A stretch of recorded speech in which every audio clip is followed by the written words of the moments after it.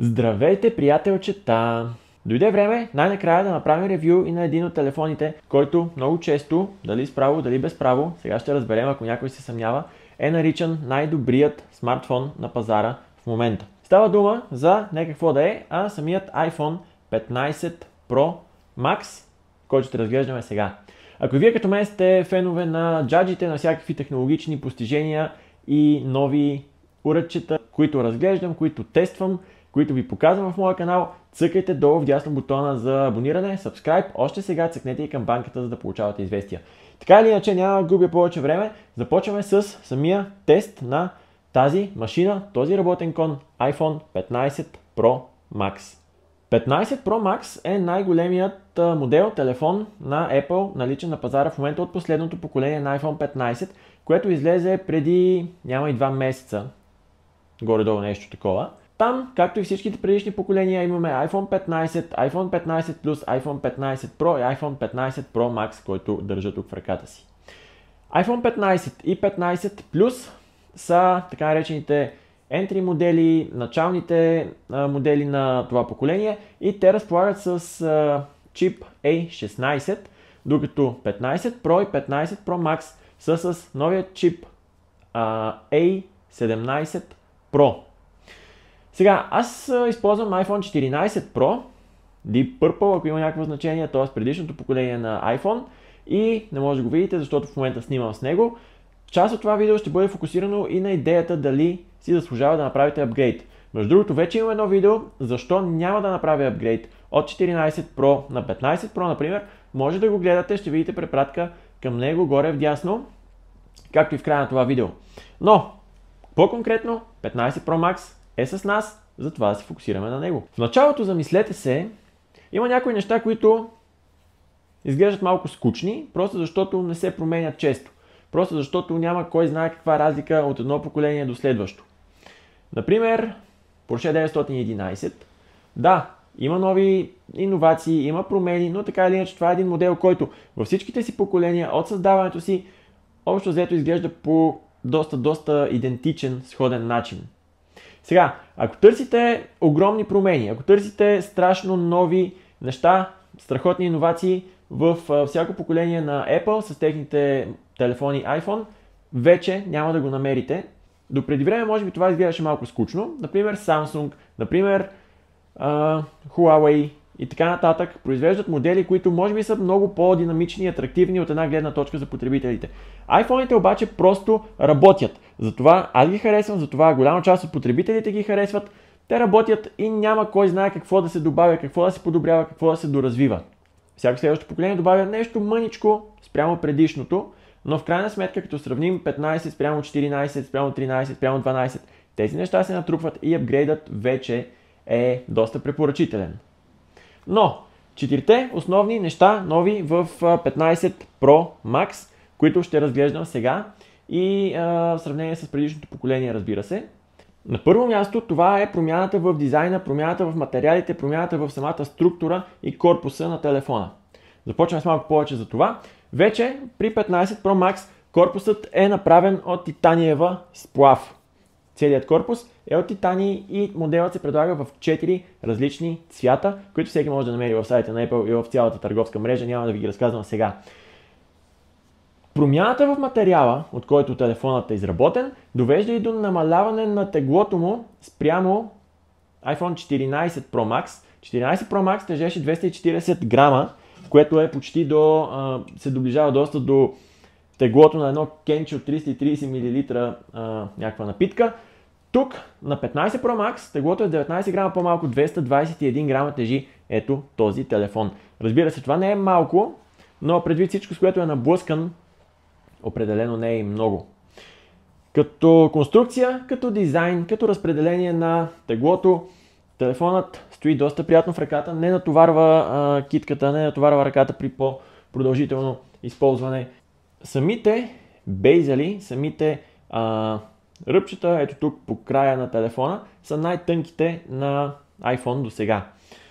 Това прави впечатление. Прави впечатление и Dynamic Island, динамичният остров, който се появи при 14 Pro поколението. Ето това нещо горе, което замени познатия ни от преди това Notch. Този Dynamic Island вече е наличен от 15 15 Plus, 15 Pro, 15 Pro Max, т.е. цялото поколение iPhone 15 разполага с този динамичен остров.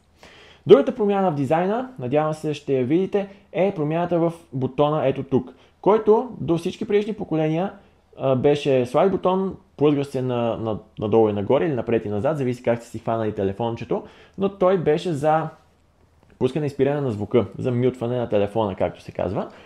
Този път вече този бутон не се плъзга, този път вече този бутон е бутон, както и останалите, той се натиска.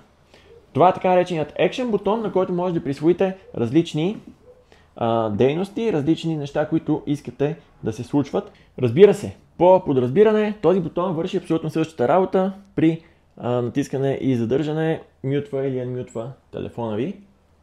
Това работи както и при другите модели. Но може да се присвои функция да активира или да спира фенера отзад, светкавицата на камерата всъщност, да стартира камерата, т.е. ако държите телефона си ето така и стартирате камерата, може да използвате телефона си като фотоапарат с този бутон, който се намира тук.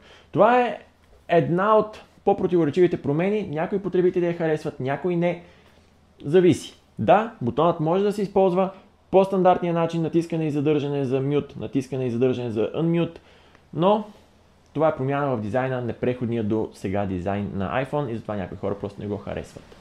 Дисплеят, типично, познато за iPhone, страхотен, ярък, с висока чувствителност и с много висока максимална яркост. Нещо, което ни е познато още от 14 Pro поколението. При по-слънчево, светло време навън, увеличавате яркостта нагоре до максимум и може да видите всичко, което се случва на дисплея ви без никакъв проблем, дори и под директна много ярка слънчева светлина.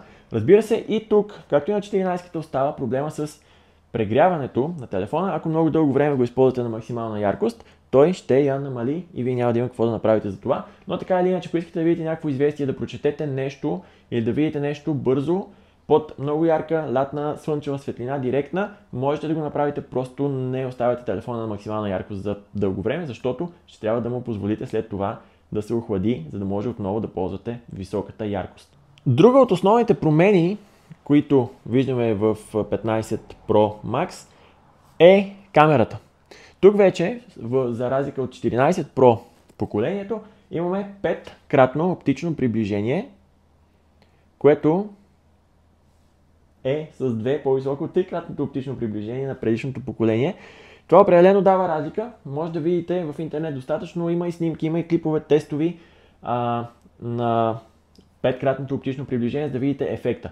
Цифровото спрямо оптичното определено дава разлика и сега все пак си купувате най-високият клас и най-скъпият и най-модерен и най-функционален представител на iPhone, така че ако си купите 15 Pro Max, задължително, според мен поне трябва да го използвате за нещо конкретно свързано с неговите възможности, например за снимане и обработка на клипове. Този телефон би бил страхотен със своите камери с 5-кратното оптично приближение, с подобрения портретен режим и така нататък.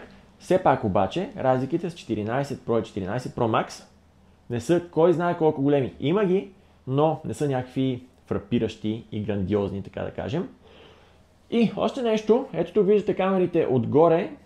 Те са една идея по-гладко направени, по-естествено изглеждащи на корпуса на телефона спрямо 14-ката, където те стърчат много. Тук също стърчат, надявам се виждате, но някакси малко по-естествено прилягат на този корпус. Ако имате 14 Pro или 14 Pro Max и се чуете ли да апгрейдвате към 15 Pro, 15 Pro Max, има някои разлики, които са добри, но не бих казал, поне от своя гледна точка, че са достатъчни за апгрейд. Именно затова аз няма да апгрейдвам от своя 14 Pro. На първо място камерата, да, тя е подобрена, да, представя се по-добре от предишното поколение. На второ място процесорът A17 Pro, по-добър от предишните поколения. Тук няма какво да си кривим душата. И на трето място, ако сте от хората, които искат винаги последния модел на Apple в джобчето си или в ръчичката си, да, тогава трябва да си вземете 15-то поколение. Ако използвате 13 Pro или 13 Pro Max, разликите оттам до 14-ката също не бяха кой знае колко, от 14 до 15 не са кой знае колко, но леко се натрупват. Ако сте на 12-то поколение обаче, 15-ката вече е един доста препоръчителен апгрейд, който може да направите. Наближават коледни празници, може да си подарите едно такова ново устройство. И завършвам с коментарите от потребители. Някои от моделите, някои от основните оплаквания всъщност за 15-то поколение са свързани с това, че дисплеят, OLED дисплеят, леко получава ефекта на така нареченото нагаряне. Ако го използвате, т.е. постоянно, например, ви изписва часа на него, до един момент тези данни, тези цифри оставаха на дисплея като нещо като обгаряне на пиксели. С софтуерен апдейт това нещо беше поправено от Apple, така че вече не се случва, но така или иначе буди недоумение факта защо това нещо не е било тествано. Ти си Apple, пускаш най-очаквания, най-премиум, най-скъпия може би модел смартфон на пазара и не си тествал това нещо дисплея.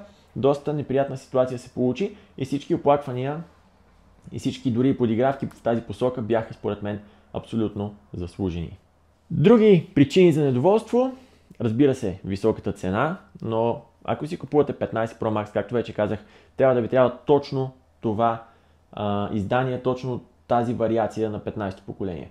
Имате 15, имате 15+, имате 15 Pro, ако си купите най-скъпия вариант, трябва да имате причина защо купувате именно това, иначе просто няма какво да се оплаквате от високата цена. Тя става все по-висока и по-висока, разбира се, с паметта, която може да си купите 15 Pro Max. Нещо, което се приема добре е по-малкото тегло, по-ниското тегло, по-лек е телефонът в ръката, както ви казах, 19 грама по-лек от предшественика си 14 Pro Max. И така, приятелчета, време е да приключваме теста, ревюто на iPhone 15 Pro Max. Надявам се ви е било интересно, надявам се... Забравих, преди да приключа, вече имаме USB-C порт, ето тук. Това е нещо, което Apple бяха, така да се каже, принудени от Европейската комисия да направят, за да бъдат унифицирани с всички други устройства, които използват USB-C като стандарт за зареждане и трансфер на данни, например, но те го представят като нещо направено за удобство на потребителите. iPad, последните поколения, включително и последните AirPods слушалки, които Apple представиха през септември, са с USB-C. MacBook, лаптопите, преносимите компютри също с USB-C, така че все пак беше време и iPhone да са с USB-C. Аксесуарите, които имаме обаче, всички кабели, които предполагам, ако сте фенове на Apple, всеки има няколко бройки от тях, въргалящи се от предишни телефони, обаче ще трябва да бъдат заменени с USB-C, но пък ако дадете 3000 лева за телефон, един кабел едва ли ще ви събори, както се казва. Надявам се видеото ви е харесало. Харесайте го и вие, ако било така, споделете го с приятели, пишете отдолу в коментарите. Какво смятате за 15 Pro Max? Ако имате предишно поколение, смятате ли да апгрейднете? Ако имате телефона, кое ви харесва и кое не? И ако пък сега ще си купувате iPhone, напишете кой си избирате, кой ще си купите и защо. Ще ми е интересно, чета всички мнения, чета всички коментари. Ще ми е любопитно да видя вашето мнение.